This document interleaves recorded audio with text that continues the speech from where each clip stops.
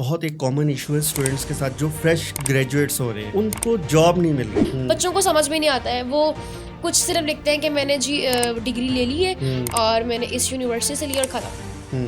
तो उनको चाहिए कि एटलीस्ट अपने वो प्रोजेक्ट्स ऐड करें बीच में। जो ये फ्रेश ग्रेजुएट्स हैं, जब ये कंपनीज में हायर हो जाती हैं तो इनका एटीट्यूड किस तरह कंट्रोल करना चाहिए? आपको पता है फ्रेश ग्रेजुएट्स क्या होते हैं, आजकल रातों को जागते हैं, गेमिंग्स वगैरह करे होते हैं, सुबह टाइम पे ऑफिस पहुंच नहीं पाते। सबसे बड़ी जो प्रॉब्लम है ना, जो मैंने देखी है, जो जूनियर्स होते हैं ना, ये सीनियर्स के साथ बहुत बदतमीजी करते हैं। जूनियर्स की सीवी के अंदर ना सब कुछ मेंशन होता है, मुझे ये भी आता है, मुझे टीम मैनेजमेंट भी आती है, मुझे ये स्किल्स भी आता है। या आप देखते होंगे लिंक्डइन पे आगे होता है rejection rejection rejection but still I am motivated. भाई एटलीस्ट अपने रिज्यूमे पे काम करो। अगर आपके रिज्यूमे पे एक ही चीज़ मेंशन होगी तो सिर्फ उस पे आपको आराम से जॉब मिल सकती है, इंस्टेड ऑफ कि आपने सारे टेक्स्ट टैग्स भी जो मेंशन किए हैं। अच्छा, मैं फेमिनिज्म को बहुत सपोर्ट करता हूँ, लेकिन फीमेल्स जो हैं वो फेमिनिज्म का मिसयूज़ करती हैं और पॉलिटिक्स करती हैं कंपनीज के अंदर। लेकिन ये बिल्कुल सच बात है, इतना नेगेटिव रोल प्ले करती है कंपनी में, इतना नेगेटिव रोल प्ले करती है। एमी रोती है, एमी अटेंशन ग्रैब करती है लोगों की और लोगों के साथ में मिसबिहेव करती है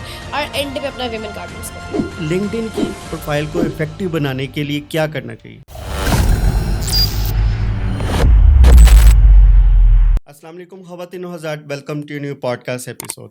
मैं हूं आज आपका होस्ट रुमान जावेद और मेरे साथ आज एक बहुत ही स्पेशल गेस्ट हैं जो कि आज डिस्कस करेंगे हमारे साथ जो फ्रेश ग्रेजुएट्स हैं उनके साथ एक प्रॉब्लम्स होती हैं, जॉब उनको नहीं मिल रही होती। तो वो क्या ऐसा सीवी में मेंशन करें या अपनी प्रोफाइल लिंक्डइन प्रोफाइल के ऊपर मेंशन करें कि उनको जॉब प्रोसेस जो है वो उनका तेज़ी से हायरिंग की तरफ जाए। तो आए इनसे डिस्कस करते हैं और वेलकम करते हैं अपने पॉडकास्ट में Sara Ashraf, program manager at विनार। अस्सलाम वालेकुम। वालेकुम अस्सलाम। How are you? I am good, आप बताएं।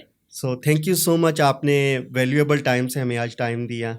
थैंक यू कि आपने मुझे इनवाइट किया यहाँ पे। जी, तो सारा एक बहुत कॉमन इशू है जो फ्रेश ग्रेजुएट्स हो रहे होते हैं। सबसे पहले तो आप अपनी जर्नी के बारे में बताएं कि आपकी जर्नी कैसी थी और क्या चैलेंजेस आए, और अभी आप विनार के ऊपर क्या ऐसा प्रोग्राम कर रही हैं जो अवेयरनेस के ऊपर जो स्टूडेंट्स हैं उनको अवेयरनेस मिल रही है। अच्छा, सबसे पहले तो मैं अपनी जर्नी, बहुत लॉन्ग स्टोरी है, शॉर्ट में बताऊं तो मैं इलेक्ट्रिकल इंजीनियर हूँ from fast Faisalabad campus. And electrical engineering के बाद मैंने इंडस्ट्री ज्वाइन की थी, लेकिन मुझे बिल्कुल मज़ा नहीं आया। आप कह सकते हैं कि बहुत डिफ़िकल्ट था मेरे लिए वहाँ पे रहना, और मेरा इंटरेस्ट थोड़ा डिफरेंट था। लेकिन डिग्री, आपको पता है, लोग कहते हैं जिस चीज़ में डिग्री की है आपको उसी के अंदर आगे जॉब करनी चाहिए सो दैट आपको फ़ायदा हो डिग्री का।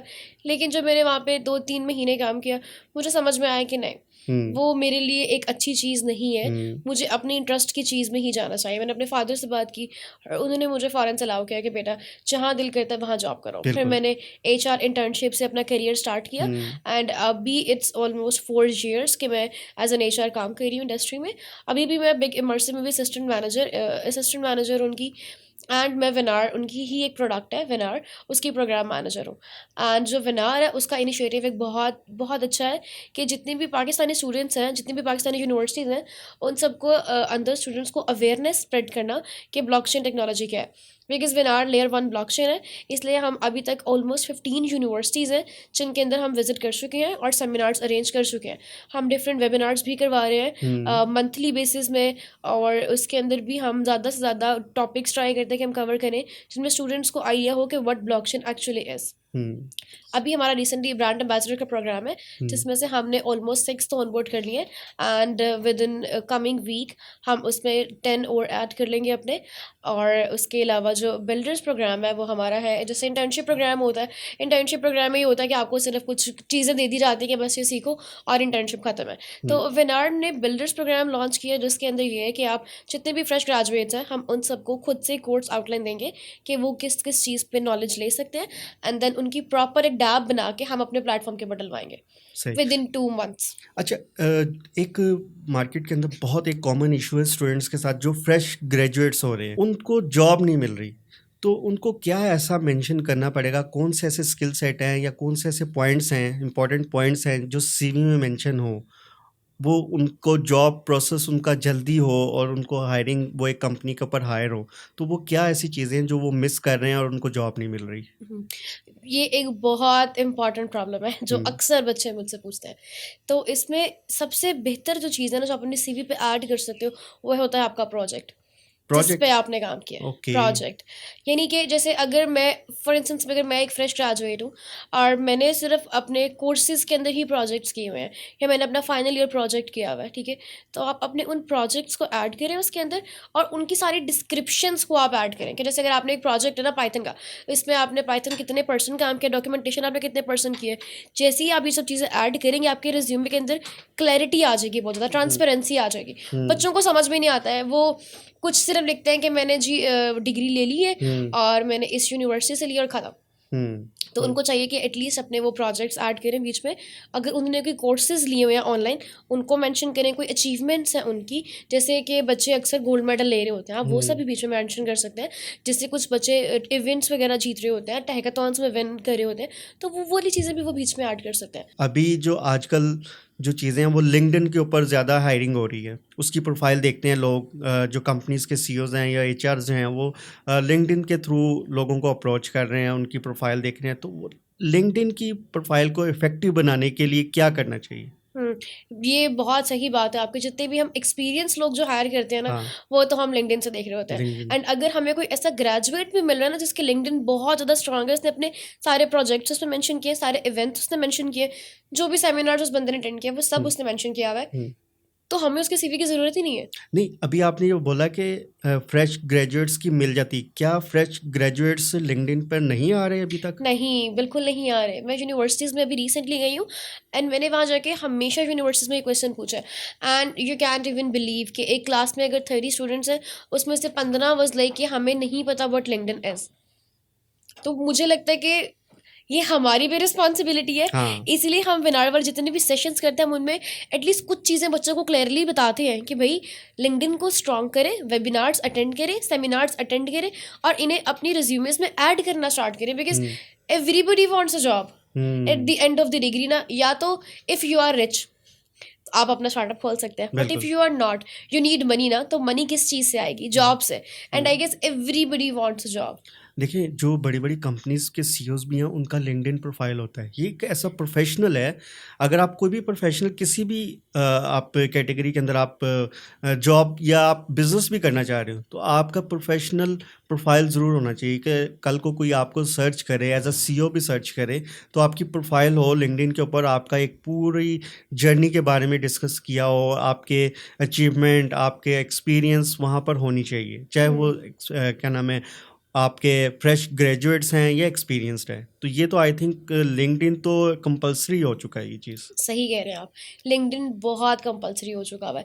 LinkedIn is more like your profile. हम बिल्कुल। रिज्यूमेस अक्सर खोलते हैं और हम ट्राई करते हैं कि हम लिंक्डइन प्रोफाइल पे जाएं, बिकॉज लिंक्डइन। लिंक्डइन ज़्यादा ऑथेंटिक है ना। बिल्कुल। सीवी में तो बच्चे झूठ बोल सकते हैं, बिल्कुल। लिंक्डइन पे बच्चे झूठ नहीं नहीं बोल बोल सकते हैं। सकते। इसलिए हम ट्राई करते हैं कि अगर हम किसी बच्चे को हायर भी करें ना, एटलीस्ट हम उसका लिंक्डइन ज़रूर चेक करें। एंड आपने एक और चीज़ देखी होगी, अक्सर बच्चे क्या करते हैं, फ्रेश ग्रेजुएट्स ही, एक जगह जॉब आई, वहाँ पे ऑफर लेटर साइन कर दिया, कहीं और से ऑफर आई, वहाँ भी लेटर साइन कर दिया। हाँ, अब ये हाँ, इसकी ऑथेंटिसिटी कहाँ से मिलेगी हमें? लिंक्डइन से। लिंक्डइन क्योंकि से। हर कंपनी चाहती है जैसे ही कोई बच्चा उसको ज्वाइन करे वो अपने लिंक्डइन के ऊपर अपडेट करे कि he is working in our company now.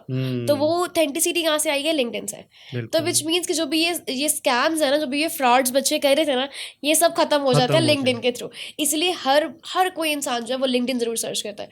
And अगर आप देखिए, आपने किसी बच्चे का एटीट्यूड प्रॉब्लम चेक करना है कि किसी के अंदर ज़्यादा एटीट्यूड तो नहीं है, क्योंकि आजकल के बच्चों में बहुत एटीट्यूड है, तो हम क्या करेंगे, हम उनके प्रोफाइल्स तब भी उनकी एक्टिविटीज़ चेक करेंगे कि उनकी एक्टिविटीज़ में कितनी पॉजिटिव चीज़ें हैं।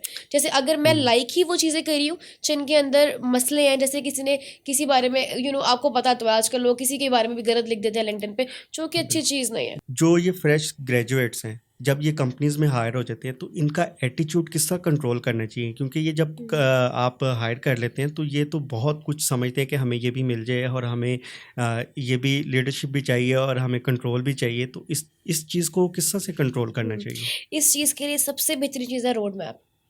अगर एक बच्चा हायर होता है उसके हाथ में फ़ौरन एक रोड मैप रोड पकड़ाते हैं। मैप। हाँ, ठीक उस है। रोड मैप में हर चीज़ मेंशन होती है कि आप अभी हायर हुए as an associate software engineer, आप क्या स्किल्स ऐसी आप लेंगे, वो सब पॉइंटर्स ऐड होते हैं कि जब आप ये सब चीज़ें सीख जाएंगे फिर आप बनेंगे software engineer after 1 year. Obviously किसी को भी हम 1 साल से पहले सॉफ्टवेयर इंजीनियर तो नहीं बना सकते हैं। बहुत रेयर चांसेस है कि एक बच्चे ने बहुत एक्स्ट्रा ऑर्डिनरी काम किया तो फिर हम उसे बना भी सकते हैं, लेकिन कुछ कंपनीज ना फिर भी हायरार्की को देखती है। उसके बाद जब आपने एसएसई बनना है, सीनियर सॉफ्टवेयर इंजीनियर बनना है, तो उसके लिए भी आपका एक प्रॉपर रोड मैप है। आप ये सब स्किल्स सीखोगे। और अच्छा, उन स्किल्स के अंदर सिर्फ स्किल्स नहीं होते, उनका एटीट्यूड भी होता है, उनका टीम वर्क होता है, सारे OKRs भी मेंशन होते हैं कि वो इतने इतने KPIs को फॉलो करे, इतने OKRs को फॉलो करे कि नहीं करे। अब KPIs वगैरह यही है, टाइम पे बच्चा आ रहा है कि नहीं आ रहा, बिकॉज आपको पता है फ्रेश ग्रेजुएट्स क्या होते हैं आजकल, रातों को जागते हैं, गेमिंग्स वगैरह करे होते हैं, सुबह टाइम पे ऑफिस पहुंच नहीं पाते हैं। ये बड़ा मसला है फ्रेश ग्रेजुएट्स का। अच्छा। इसलिए हम ये सब चीज़ें कंट्रोल रखने के लिए उनको प्रॉपर KPIs भी देते हैं कि आपने इन KPIs को फॉलो करना है, इन OKRs को आपने फॉलो करना है, और उसके बाद आप इन सब चीज़ों को अचीव कर सकते हैं। और क्या प्रॉब्लम्स हैं इनकी विद इन द कंपनीज, जो ये जब ये हायर हो जाते हैं तो इनमें काफ़ी प्रॉब्लम्स होती हैं, तो उस प्रॉब्लम्स के बारे में बताएं क्या है? सबसे बड़ी जो प्रॉब्लम है ना, जो मैंने देखी है, जो जूनियर्स होते हैं ना, ये सीनियर्स के साथ बहुत बदतमीजी करते हैं। इनको लगता है कि इन्हें सब आता है, सीनियर्स की बात ये सुनना नहीं चाहते हैं, अक्सर ऐसा करते हैं। या अगर एक सीनियर को कोई अचीवमेंट मिली है, कुछ भी हम उन्हें अवार्ड दे रहे हैं, कुछ भी एक रिवॉर्ड है कंपनी सीनियर को दे रही है, बिकॉज सीनियर ने इतने अर्सा काम किया कंपनी में, ये चाहते हैं कि हमें भी वो वाला रिवॉर्ड चाहिए। लेकिन आपको वो रिवॉर्ड नहीं मिल सकता, because you are a junior person ना, आपको अभी उस लेवल तक आने के लिए टाइम लगेगा, हमेशा आपको टाइम लगता है, आपकी लॉयल्टी चेक होती है। और जो सीनियर्स, अगर आपको पता है कंपनी में कि एक बंदा 3 साल से कंपनी में काम कर रहा है, तो ऑब्वियसली आपके दिल में उसके लिए डिफरेंट कॉर्नर होगा, और जो अभी बच्चा हायर हुआ है उसके लिए डिफरेंट होगा। ये तो डेफिनेट सी बात है, बिकॉज उस बंदे ने बहुत ज़्यादा काम करके अपना आपको इस लेवल पर वो लेकर आया। तो इसके लिए भी ना, इन बच्चों के लिए हमें KPIs वगैरह हमेशा रखने चाहिए कि नहीं, आप मतलब KPIs में भी ये चीज़ें सारी मेंशन होती है कि आप बदतमीजी नहीं कर सकते हो, आपको टीम प्लेयर होना चाहिए, आपको टीम वर्क करना चाहिए। और सबसे बड़ी बात तो ये सब चीज़ें इंटरव्यू के अंदर ही लोगों को जज करनी चाहिए। मैं तो ट्राई करती हूँ कि हम इंटरव्यू में ही ऐसी टीम बिल्डिंग की एक्टिविटीज़ वगैरह करवाएं, जिसमें हमें आइडिया हो कि क्या वो बच्चा टीम प्लेयर है भी या नहीं है, बिल्कुल। या वो किसी से किस तरह से बात कर रहा है। अगर बच्चे में इतनी मतलब जूनियर लेवल के बच्चे में इतना एटीट्यूड है कि वो किसी सीनियर को सीनियर नहीं समझ रहा, तो आई गेस फिर उसके स्किल्स जैसे मर्जी हो, हम उसको नहीं रख सकते अपनी ऑर्गेनाइजेशन में। बिल्कुल। ये चीज़ ज़रूर होनी अच्छा, चाहिए। ये जो चीज़ आपने बताई है, ये बहुत कॉमन है। इवन जूनियर जो है वो जब आता है तो वो ये समझता है कि मेरी तो सैलरी भी इतनी ज़्यादा होनी चाहिए, मेरी तो सैलरी जितना सीनियर ले रहा है वो उतनी ही होनी चाहिए। तो ये तो चीज़ें बहुत कॉमन होती जा रही हैं, इस तरह की जो चीज़ें हैं, इसको ओवरकम किसा किया जाए? सही कह रहे हैं, ये चीज़ें बहुत ज़्यादा बहुत बढ़ गई हैं। हुँ, इसके लिए हम चाहते हैं कि जितनी भी सैलरी स्लैब्स है ना, हुँ, वो सब लोग उनको छुपा के रखें, छुपा कर किसी रखें। को बताएं मत। हुँ, बिल्कुल नहीं बताना चाहिए, ये सब चीज़ें कॉन्फिडेंशियल होती हैं। हम हमेशा डॉक्यूमेंट्स में मेंशन करते हैं कि your salary is a confidential thing, but still बच्चे बता रहे होते हैं, सीनियर्स बता रहे होते हैं, सीनियर्स अपने लिए ही गलत कर रहे होते हैं ये बता के। बिकॉज अगर आपने देखा हो तो आज के जो मार्केट के बच्चों की बिल्कुल इनिशियल स्टेजेस की सैलरीज है ना, हुँ, वो सीनियर्स को काफ़ी अरसे बाद जाके मिल रही थी, ठीक है। हुँ, तो उनको कॉन्फिडेंशियल अगर सीनियर्स रखेंगे ना, तब भी उनके लिए भी अच्छा है, और जूनियर्स के लिए भी अच्छा है कि वो एटलीस्ट अपनी सैलरीज को मत बताएं किसी को। इस हुँ। चीज़ से हम ये सब चीज़ों को रोक सकते हैं। अच्छा, मैंने ये काफ़ी नोट किया है क्योंकि मैं इंटरव्यूज़ करता रहा हूँ कंपनीज़ के अंदर। तो जूनियर्स की सीवी के अंदर ना सब कुछ मेंशन होता है। मुझे ये भी आता है, मुझे टीम मैनेजमेंट भी आती है, मुझे ये स्किल्स भी आता है, मुझे ये काम भी आता है। लेकिन जब उसका इंटरव्यू करते हैं तो वो सारी चीज़ें उसमें कुछ भी नहीं उसको पता होती। तो ये इसके बारे में उनको क्या करना चाहिए? सीवी के अंदर क्या-क्या मेंशन करना चाहिए स्टार्ट में? वो चीज़ बताएँ। ये आप बिल्कुल सही कह रहे हैं। मैंने खुद कुछ अर्से पहले एक रेज़्यूमे मेरे पास में आया। मैं ढूँढ रही थी एएससी का बच्चा जिसको एटलीस्ट पाइथन या किसी भी प्रोग्रामिंग के बारे में कुछ बेसिक्स आते हों। अच्छा, उसने लिखा हुआ है कि उसको पाइथन भी आती है, उसने मर्नस्टैक पे भी काम किया हुआ है, उसने रिएक्ट पे काम किया हुआ है, उसने बहुत सारी लैंग्वेजेज़ मेंशन की हुई थी। और मुझे इतनी हैरानी हुई थी कि भैया अभी एक बच्चा जो मार्केट से मतलब मार्केट में एंटर हुआ है, उसको ये सब कैसे आता है? हुँ, तो ये बच्चे बहुत गलत करते हैं। उनको पता है क्या होता है? जो-जो लैंग्वेजेज़ सुनी उन्होंने वो पकड़ के मेंशन कर दी। हुँ, इसलिए मैंने पहले भी मेंशन किया था प्रोजेक्ट्स। जिस बच्चे ने जिस प्रोजेक्ट में काम किया और जिस चीज़ में उसको सबसे ज़्यादा काम आता है, उसको पता है हुँ। कि ये चीज़ मैं कर सकता हूँ, उसको सिर्फ़ वो लैंग्वेज बीच में ऐड करनी हाँ, चाहिए। उस प्रोजेक्ट के ऊपर जो स्किल सेट आपके यूज़ हुए हैं सिर्फ वही मेंशन करें हाँ, ताकि आप ट्रू। जब आपको कोई क्वेश्चन करे ना उन स्किल सेट से आपको उसके आंसर आने चाहिए। ट्रू, बिकॉज़ जितनी भी सीवी के अंदर चीज़ें मेंशन है ना, आपसे इंटरव्यू में क्वेश्चन होगा ही होगा उस बारे में। हुँ, और फिर बच्चे कहते हैं कि हमें रिजेक्ट कर दिया, या मैंने सीवी इतनी जगह भेजी लेकिन मुझे कोई रिस्पॉन्स नहीं आया। या हुँ, आप देखते होंगे लिंक्डइन पे आते होता है rejection, rejection, rejection, but still I am motivated. भाई हुँ, एटलीस्ट अपने रिज्यूमे पे काम करो। अगर आपके रिज्यूमे पे एक ही चीज़ मेंशन होगी तो सिर्फ उस पे आपको आराम से जॉब मिल सकती है, बिल्कुल। इंस्टेड ऑफ कि आपने सारे टेक स्टैक्स बीच में मेंशन किए हुए हैं। मैंने काफ़ी रिव्यूज़ भी पढ़ता हूँ स्टूडेंट्स के, तो उनमें एक चीज़ ये मुझे मिली है कि वो जो फ्रेश ग्रेजुएट्स हैं, वो अप्लाई करते हैं लेकिन उनको जॉब नहीं मिलती। ऐसा क्या इशू है, क्या इनको क्यों नहीं जॉब मिल रही? ये इशू मेरे पास भी बहुत दफ़ा रेज हुआ है कि क्यों फ्रेश ग्रेजुएट्स को जॉब्स नहीं मिलती हैं और क्यों इतने सारे लोग मार्केट में वैसे के वैसे जॉबलेस हैं। सबसे बड़ा जो रीज़न है ना उनका रेज्यूमे का है। कुछ लोग क्या करते हैं, एक ही रेज्यूमे बनाई, हर जगह वो फ्लॉट कर दी। उन्होंने ना जॉब डिस्क्रिप्शन पढ़नी है, ना उन्होंने देखना है कि पोजीशन किसकी है, सालों का एक्सपीरियंस कितना मांगा है, उन्होंने बस अप्लाई करना। अगर बच्चे जॉब डिस्क्रिप्शन को पढ़ना स्टार्ट करें कि उनमें क्या क्या चीज़ें लिखी हुई हैं, जैसे कि मेरा इंटरेस्ट है एचआर के अंदर, ठीक है, तो मैं एचआर में मेरा 4 साल का एक्सपीरियंस है, मैं 2 साल वाले पे क्यों अप्लाई करूँगी या मैं 6 साल वाले के लिए क्यों अप्लाई करूँगी? ज़्यादा रिजेक्शन तो इसी वजह से आती है क्योंकि आजकल बहुत सारी कंपनीज डिफरेंट सॉफ्टवेयर्स भी यूज़ करती हैं। उनके अंदर अगर आपने लिखना है ना कि मुझे 3 साल का बंदे की रिक्वायरमेंट है और मुझे सिर्फ वही सीवीज मतलब रिफाइन करके तो उसमें 3 साल के लोग हैं, बाकी सब तो रिजेक्ट हो जाएंगे ना। उनको अपने आप रिजेक्शन ईमेल्स आती रहेंगी, फिर बच्चे कहेंगे कि भाई हम लोग रिजेक्ट क्यों हैं। इसके लिए उनको पता है क्या करना चाहिए, उनको चाहिए कि वो अपनी हर पोजीशन के लिए डिफरेंट रिज्यूमे बनाएं और उन सभी रिज्यूमेस के ऊपर अपने सारे स्किल्स को मेंशन करें और जो भी जॉब डिस्क्रिप्शन में चीज़ें लिखी हैं ट्राई करें कि वो स्किल्स सीखें और उसको रिज्यूमे पे मेंशन करें। और उसके बाद अपना रिज्यूमे, जो एक रिज्यूमे वो किसी एक कंपनी के लिए हो या एक पोजीशन के लिए हो, और अगर उन्हें किसी और जगह जाना है तो उस कंपनी का वो एक अलग से रिज्यूमे बनाए और उसके अंदर अलग चीज़ें मेंशन करके फिर कंपनी में भेजें। ऐसे क्या होगा कि आपकी हर स्पेसिफिक जॉब के लिए आपका एक सिंगल रिज्यूमे होगा और रिजेक्शन रेट आपका कम हो जाएगा। बच्चे क्या करते हैं, एक रिज्यूमे बनाया और जितनी भी लिंक्डइन पे पोजीशन नजर आई सब में अप्लाई कर दिया। सब में अप्लाई कर हाँ, देते? सब में अप्लाई कर देते हैं, जिसकी वजह से उनका रिजेक्शन रेट बहुत ऊपर जाता है। मैंने रिसेंटली रिसर्च भी की थी इसके बारे में, तो उसके अंदर भी यही था कि तकरीबन आई गेस 70% जो सीवीज है ना वो रिजेक्ट इसी वजह से होती है। क्या आपने उसके मतलब आपने बनाई सीवी एक जेनेरिक रिज्यूमे बनाया और आपने हर जगह फ्लॉट कर दिया। और बच्चे चाहते हैं कि अगर उन्होंने रिज्यूमे बनाया ना तो हम खुद से गेस करें कि उन्होंने किस चीज़ के लिए अप्लाई किया। ये चीज़ भी अच्छी नहीं होती। वो सिर्फ क्या लिखते हैं कि हमने सॉफ्टवेयर इंजीनियरिंग की स्टडी डिग्री ली है, अब हमने अप्लाई कर दिया। जबकि सॉफ्टवेयर इंजीनियर अगर आप हो, आप क्यूए में भी जा सकते हो, आप बीडी में जा सकते हो, आप डेवलपमेंट में आ सकते हो। डेवलपमेंट में भी डिफरेंट फील्ड्स हैं, पाइथन की डेवलपमेंट है, वेब डेवलपमेंट है, मोबाइल डेवलपमेंट है, एंड्रॉयड है, इतनी सारी डिफरेंट फील्ड्स है। लेकिन बच्चे क्या करते हैं, एक रेज्यूमे बनाया और सब जगह फ्लॉट कर दिया। और फिर जब हम उनको कॉल ही नहीं करते हैं, फिर वो डिफरेंट जगहों पर जाके लगा रहे होते हैं कि भाई हमें तो इस कंपनी ने रीच आउट ही नहीं किया, फिर हमें उन्होंने फॉलो अप नहीं किया या उन्होंने हमें फीडबैक नहीं दिया हमारा, हम रिजेक्ट हुए तब भी नहीं बताया। तो आप कंपनी का टाइम क्यों वेस्ट कर रहे हो इस तरह से? आप अपना भी टाइम वेस्ट कर रहे हो, आप कंपनी का भी टाइम वेस्ट कर रहे हो। लेकिन बच्चे ये चीज़ नहीं समझते। तो अगर हम इस तरह की पॉडकास्ट में ही ये क्वेश्चंस रेज करते रहेंगे तो शायद बच्चों को आइडिया हो इस चीज़ का कि नहीं, आपकी रिज्यूमे हर जॉब के लिए बहुत डिफरेंट होना चाहिए। अच्छा, मैं फेमिनिज्म को बहुत सपोर्ट करता हूँ, लेकिन फीमेल्स जो हैं वो फेमिनिज्म का मिसयूज़ करती हैं और पॉलिटिक्स करती हैं कंपनीज के अंदर। सही कह रहे हैं आप। मैं खुद भी फीमेल हूँ, मैं ये बात सुनकर थोड़ा पहले शौक होंगी, लेकिन ये बिल्कुल सच बात है। जितनी भी कंपनीज हैं मुझे पता है फीमेल्स जो होती हैं हमेशा एक ना एक इतना नेगेटिव रोल प्ले करती है कंपनी में, इतना नेगेटिव रोल प्ले करती है। एनवी रोती है, एनवी अटेंशन ग्रैब करती है लोगों की और लोगों के साथ में मिसबिहेव करती है और एंड पे अपना विमेन कार्ड यूज़ करती है। Women card. हाँ, women card, I guess women card को आग लगा देनी चाहिए। बिकॉज आप इस कंपनी में या फिर आप किसी भी जगह पे बोलते हो कि हम सेम लेवल पे हैं, तो फिर वो विमेन कार्ड आप क्यों प्ले कर रहे हो? आप फिर सेम लेवल पे रह के करो ना काम अपना। कहते हैं जैसे अगर आप प्लेयर्स भी खेलते हैं तो वो सेम लेवल पे रह के खेले ना। ये क्या कि अगर बंदा एक काम नहीं हो सका तो आप रोने लगे हो, नहीं, आई डोंट थिंक सो कि it's a good thing.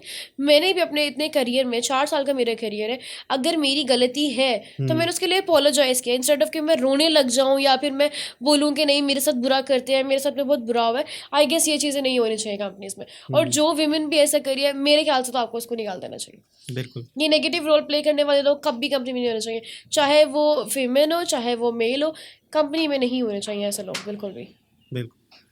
So thank you so much, आपके साथ पॉडकास्ट करके बहुत अच्छी इंसाइट्स मिली। आई होप ऑडियंस को भी वैल्यूएबल इंसाइट्स मिलेंगे इस पॉडकास्ट से। गाइस, ये था आज का पॉडकास्ट।